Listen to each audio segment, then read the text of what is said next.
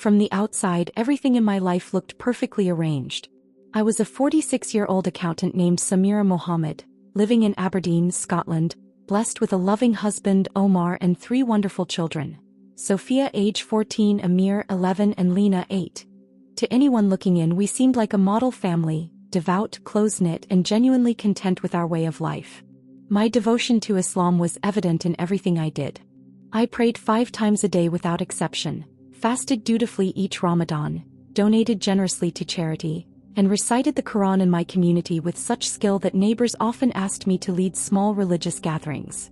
I had even journeyed to Mecca twice for the Hajj, experiences that I believed reinforced my standing as a faithful servant of Allah. Yet behind all these outward expressions of faith, a quiet restlessness lived in my heart. Sometimes, late at night, I found myself questioning long-held beliefs, wondering why a merciful God would condemn kind people for not reciting certain words or following specific rituals. But whenever those thoughts arose, I quickly silenced them. After all, I considered doubt a flaw or even a temptation, something that threatened the solidity of my faith. That approach worked, until a single day in April changed my entire life, confronting me with truths and revelations I never imagined possible. My husband, Omar, shared my devotion. Together, we worked hard to instill Islamic values in our children, guiding them to pray, dress modestly, and avoid what we called worldly distractions. Our home was filled with reminders of our faith. Framed Quranic calligraphy adorned the walls, and shelves were lined with books on Islamic jurisprudence and the life of the Prophet. Every choice I made, what we ate, the clothes I wore, how we spent our weekends, was influenced by the teachings I had known since childhood. Community events further anchored me to my religion. I was the first to volunteer at our local mosque, whether it involved organizing charity drives or teaching Quranic recitation to children. The admiration people showed me, calling me an example of a good Muslim woman, fed a sense of pride I wasn't even aware I had. I never doubted that I was on the right path, or that Islam held all the answers to life's questions. Despite my reputation for unwavering faith, flickers of confusion occasionally broke through. One afternoon, my daughter Sophia asked something I couldn't answer without stumbling. "Mama, my friend at school, Chloe, is really kind.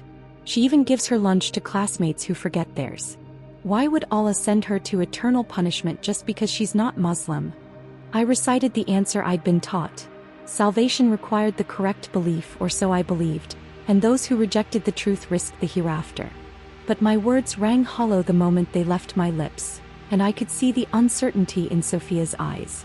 That little conversation sparked deep questions in me. Questions about mercy, fairness, and the strict criteria for who gets saved. I tried to bury those doubts once again, telling myself that my knowledge was limited and that a divine plan existed beyond my understanding. But over the next few weeks, it became harder to shake the unease. As I lay in bed, I wondered if it was truly fair for someone to suffer eternally for not proclaiming the Shahada, especially if that person led a life of kindness and compassion. I told no one about these thoughts, not even Omar, because I was afraid of how he might react. I was known for my steadfastness, and I wasn't ready to compromise that image. April 10th seemed like any other morning. I rose before dawn for the far prayer, then went about preparing breakfast for my children, ensuring each was properly dressed and equipped for the school day. Omar was already discussing weekend plans, which likely included more mosque gatherings or some volunteering. I felt a special lightness in the air. Spring was emerging in Aberdeen, bringing sunshine we so rarely enjoyed. I had an important meeting in Dundee that morning, so I made sure to leave on time. I started my drive with soft Quranic recitations playing on the stereo. As I merged onto the motorway, I noticed a large transport truck ahead carrying steel pipes. Something about how precariously they were stacked made me uneasy, so I slowed down to keep distance. But there was no escaping fate that day. The truck hit a bump and I saw one of the worn straps snap. Before I could even form a coherent thought, a massive pipe tumbled free. It hurtled toward my windshield with terrifying speed, and I slammed on the brakes, heart pounding in my ears.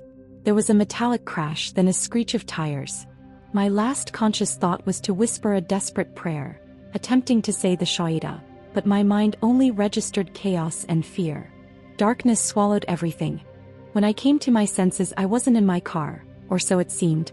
It felt like I was hovering above a scene of twisted metal, shattered glass, and frantic paramedics trying to rescue someone from the driver's seat.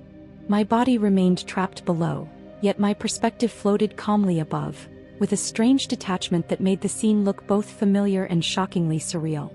I noticed the still form of myself strapped in, bloodied and unresponsive, and I understood that something profound was happening. I felt no physical pain and no panic. My first thought was of Omar and the children. Would I see them again? Even that worry was coated in a sense of peace, as though I'd stepped into a realm where fear dissolved. Then the light appeared. At first, it was a glow at the fringes of my perception, gradually intensifying until it enveloped me in warmth that defies explanation. It was more than just brightness. It felt alive, brimming with a love so powerful it softened every doubt, every tension I'd ever carried. And there, within the center of this radiance, stood a figure I recognized yet couldn't comprehend. It was Jesus. Not the mere prophet I'd heard about in Islam, someone revered but considered only a messenger. This presence was different, regal, authoritative, and emanating a compassion that brought me to the edge of tears. He didn't speak aloud. Instead, an unspoken communication flowed directly into my heart. I understood with a clarity beyond logic that I was in the presence of someone divine. I felt a love that covered my entire being, erasing every fear. With my entire life laid bare, Jesus began to show me the reality behind my beliefs. I saw my childhood, how I had adopted Islamic teachings without question, trusting everything I was told. I saw my proud moments, leading Quranic lessons, helping others convert, emphasizing strict adherence to rituals, and how these often sprang from a subtle desire to feel spiritually superior. My compassion had been real, but it was also mingled with judgment. Then came the revelations about Islam's origins. I witnessed moments from centuries ago, glimpses of what influenced Muhammad. It wasn't the pure heavenly messages I'd always assumed. Instead, I saw dark forces twisting truths, sowing confusion, and blending partial fragments of earlier scriptures to form doctrines that would steer people away from the fullness of God's plan.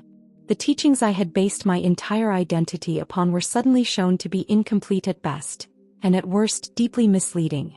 The 5 pillars, daily prayers, fasting, the pilgrimage, giving charity, and declaring there is no God but Allah and Muhammad as his prophet, had been the backbone of my life.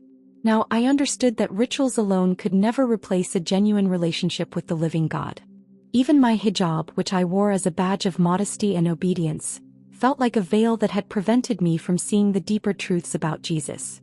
It struck me that all these external acts, while sincere, had blocked me from ever knowing real salvation. In that realm of light, Jesus revealed to me the significance of his crucifixion and resurrection, central truths I'd rejected under Islamic doctrine. It was not merely an event misconstrued in history. Instead, I felt the profound weight of humanity's brokenness that he had taken upon himself on the cross.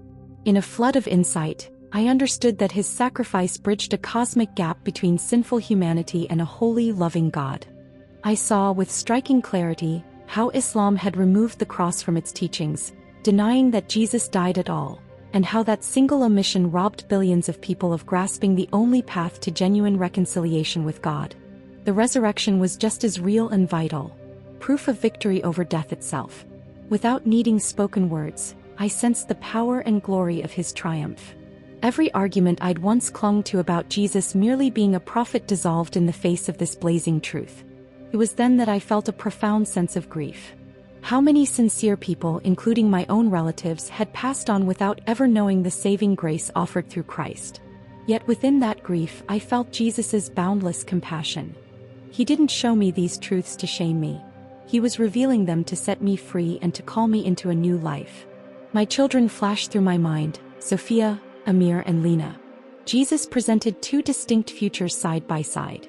In the first vision they continued along the path I had established, devoutly Muslim, never knowing the love of Christ. Their sincerity was real, their devotion was earnest, but a quiet emptiness loomed beneath their daily rituals. Eventually they faced an outcome that offered no everlasting hope. In the second vision, their faces radiated joy, released from legalistic burdens and anchored in a relationship with the living God. They knew the grace I had discovered, experienced the freedom I was tasting. I felt Jesus's deep longing for them, for all Muslims in that moment. No anger, no resentment, just sorrow that so many were led astray, and an overwhelming love that yearned to bring them back. Then came a sense of calling so clear it made my spirit tremble. I was to return and share what I'd seen. I also caught a glimpse of the heavy price I might pay upon returning. Heartbreak from the people closest to me, ostracism from the community I once cherished, perhaps even open hostility. But the love I felt in Jesus's presence was greater than any fear. I agreed in my heart, ready to face what lay ahead, because the truth was no longer something I could ignore or hide. A jolt of awareness snapped me out of this luminous realm. I gasped for air, found myself staring at the stark white ceiling of a hospital ward, and heard the beeping of machines. Nurses rushed to my side, calling for a doctor. I realized I was alive, though by all accounts, I should not have survived such an accident. Omar was the first to greet me. His eyes brimmed with relief, tears threatening to spill. He whispered a trembling Alhamdulillah, praising God for my survival. But the first words from my mouth were an unmistakable affirmation. Jesus is Lord. Shock flickered across Omar's face, and relief quickly turned to confusion, then concern. He tried to chalk it up to delirium or the aftermath of trauma, certain that once I was fully conscious I'd return to my senses. Yet as I healed, my conviction only grew stronger. I tried explaining what I'd experienced, the feeling of floating above my body, the overwhelming light, and the presence of Christ. Omar's confusion hardened into anger. He called on local religious leaders to convince me to repent, to see the error in my claims. They came armed with Quranic verses, quoting them passionately, warning me of the dire consequences of leaving Islam. None of it swayed me, because I had encountered truth so real and vibrant that nothing else compared. Recovery took weeks. Though my injuries were severe, doctors were astounded at how quickly I regained strength and how few complications I had. Word spread through our neighborhood that I had seen something during my near-death experience. But what seemed like a miracle to me was viewed with suspicion and hostility by others. Soon people I had counted as friends shunned me. They whispered behind my back, calling me an apostate, lost in delusions born of a traumatic event. Losing the acceptance of my community was painful, but nothing cut deeper than the turmoil in my own home. Omar, attempting to shield our children from what he deemed dangerous heresy, limited their contact with me. He transferred them to a more conservative Islamic school. My older daughter, Sophia, looked conflicted whenever I managed to see her. Part of her wanted to understand me, while another part feared the repercussions of questioning Islam. Amir avoided me entirely, bristling with defensiveness about our family's religion. Lena, still so young, simply asked, "Mama, can I love Jesus too?" In the quiet moments when sorrow threatened to overwhelm me, I felt the same comforting presence I'd known in the light. Jesus, unseen but unmistakably near, bolstered my spirit, reminding me that love would prevail even in the darkest circumstances. I didn't try to force my beliefs on my children. Instead, I prayed constantly for them, trusting that seeds of truth would take root in their hearts. Little by little, I found solace among people who understood. Through an online connection, I discovered a small, underground fellowship of former Muslims who had encountered Christ. Their stories mirrored mine: dreams, visions, near-death experiences, all converging on the same life-altering realization of Jesus's divinity and grace. Meeting them felt like stepping into a warm embrace. For the first time, I could share my experiences without fear of ridicule or hostility. We prayed together in whispered gatherings, studied the Bible, and learned how each day with Jesus unveiled new depths of peace. They became the family I never expected to find, bonded not by ethnicity or tradition, but by the transforming power of God's love. Despite all the hardship, I felt more alive than I had at any point before the accident. The Bible was no longer a misunderstood text I'd once dismissed. Now its pages were alive with wisdom that resonated with my every breath. The Gospels spoke of Jesus's compassion and sacrifice, and I connected the dots between my near-death revelations and these ancient testimonies. Although I live under the shadow of estrangement from my old community and face tension within my own home, I am at peace like never before. What I experienced on that day of the accident shattered my illusions but opened my eyes to God's unimaginable love. If you are reading my story and feel a stirring in your heart, perhaps a spark of curiosity about Jesus, or a desire to explore truths you've never considered, I invite you to lean into that feeling. My path hasn't been easy, but it has led me to the greatest sense of hope, joy, and meaning I've ever known. God's grace, revealed through Christ, is available to every person, regardless of background or past beliefs. Thank you for journeying with me.